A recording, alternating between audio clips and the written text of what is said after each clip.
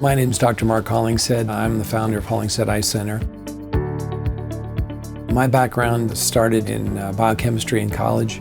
I subsequently followed that with going to medical school in California at the University of California, Irvine.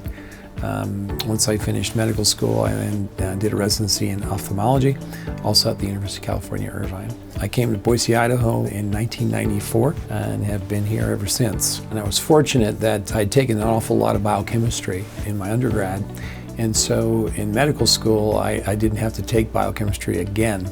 And so I was doing ophthalmology research during the day while the biochemistry classes were going on.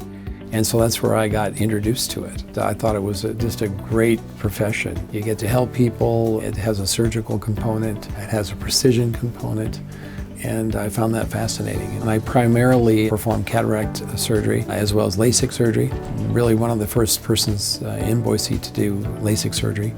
And I was also one of the first persons to do clear corneal cataract surgery. The most rewarding thing for me is just the hugs I get and the smiles I get when somebody tells me that I've restored their vision. It makes you feel good to be able to help people. My hobbies, I like to garden. I also like to cook. I like to boat. I like to fish. I like to tool leather.